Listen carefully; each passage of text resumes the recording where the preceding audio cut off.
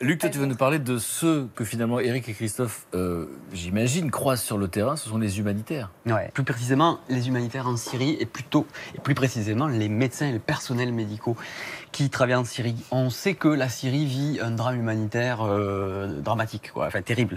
Depuis 2011, on estime qu'il y a à peu près 400 000 morts en Syrie, plus d'1 million de blessés sur une population de 18 millions d'habitants. Enfin, c'est quelque chose d'énorme. Et moi, je trouve que j'avais envie de rendre hommage à ces héros que sont les personnels médicaux, que ce soit les médecins, les infirmiers, les aides-soignants, les secouristes, parce qu'ils sont en première ligne, parce qu'en Syrie, il y a une véritable démarche volontaire de la part du régime et des Russes de bombarder les hôpitaux. Pour comprendre un peu ce que vivent les médecins, je vous propose de regarder un témoignage. En fait, c'était un médecin qui travaillait à Alep.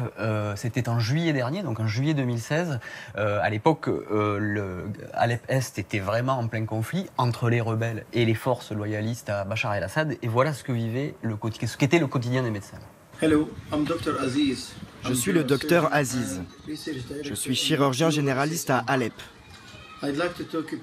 J'aimerais vous parler de la situation humanitaire à Alep depuis le début du siège il y a quelques semaines.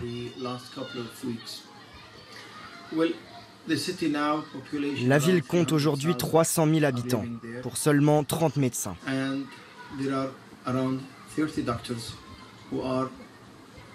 Ils se retrouvent piégés dans cette zone après la fermeture de la route principale de Castello. Jeudi dernier, l'un de nos hôpitaux qui couvre 25% des besoins médicaux de la ville, maternité, pédiatrie, chirurgie et médecine interne, a été visé 6 fois dans la même journée.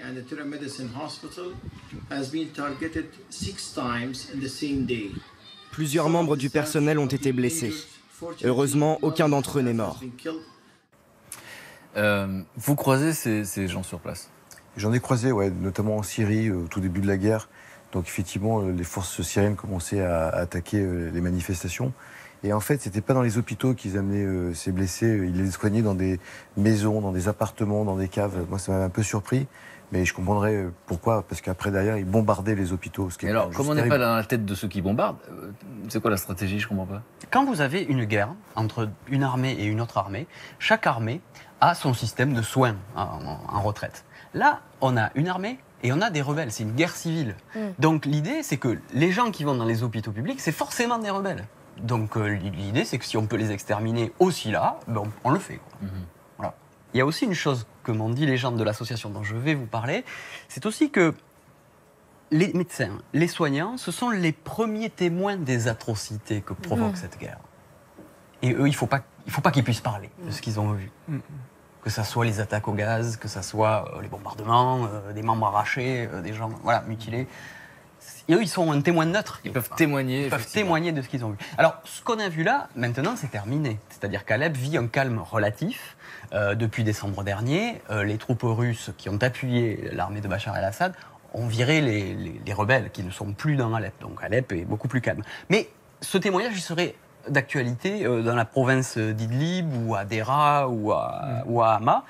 Et du coup, des médecins se sont mobilisés pour dénoncer cette barbarie et de dire qu'il y avait vraiment urgence à protéger les civils et à protéger le personnel médical qui fait un travail de fou, quoi. C'est vraiment formidable ce qu'ils font.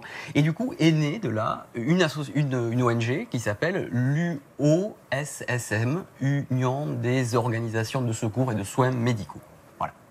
Et en quoi ça consiste? Il faut sauver des vies quand on est médecin. Donc l'idée, c'est de pouvoir apporter du matériel, des médicaments dans les hôpitaux. Et eux, ils apportent depuis le début du conflit, ils soutiennent plus de 300 hôpitaux, centres de soins, cliniques sur le plan local en termes de logistique et de médicaments. Autre problème qui se passe, c'est le manque de formation. C'est-à-dire que la plupart des médecins qui restent encore dans les villes en conflit n'ont pas de formation, n'ont pas fini leurs études. Il y a aussi des gens de la rue qui sont venus aider pour être infirmiers, secouristes, les fameux casques blancs aussi qui sont venus là. Il faut les former. Eux, cette association, cette ONG, a réussi à former depuis le début du conflit 8600 personnes pour des soins de première urgence, parce que quand on soigne une jambe cassée parce qu'on est tombé en mobilette, c'est pas la même chose que quand on a vécu un conflit. Voilà. Donc ils font vraiment un travail énorme, quoi. juste pour terminer, les hôpitaux aujourd'hui sont encore ciblés en Syrie. Il y a depuis le début du conflit 800 personnes qui sont des médecins ou du personnel médical qui est mort en exerçant leur métier. Et sans ces ONG qui sont là, qui travaillent, eh bien, le système de santé n'existerait pas en Syrie. Il n'y a pas. Donc il faut vraiment soutenir ces associations et ces ONG locales et internationales, c'est vraiment primordial. On considère que ce que vivent les civils, là, et puis les médecins et tout ça, c'est proche de ce qu'on a vécu en Europe pendant la Deuxième Guerre mondiale. C'est-à-dire qu'on a des témoignages, il y a des enfants qui sont nés avec cette guerre. La guerre, elle existe depuis 6 ans. Ils sont maintenant dans des camps de réfugiés ou dans des centres de soins à l'extérieur de la Syrie. Dès qu'ils entendent un avion, ils se planquent sous des lits, quoi. Et ça, c'est ce qu'on a connu de nos poilus à l'époque. Voilà.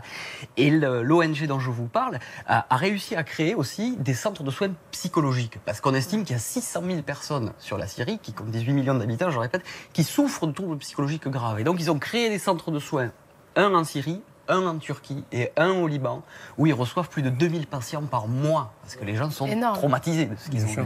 Des choses qu'ils auraient peut-être pas dû voir, et voilà, pas de vivre.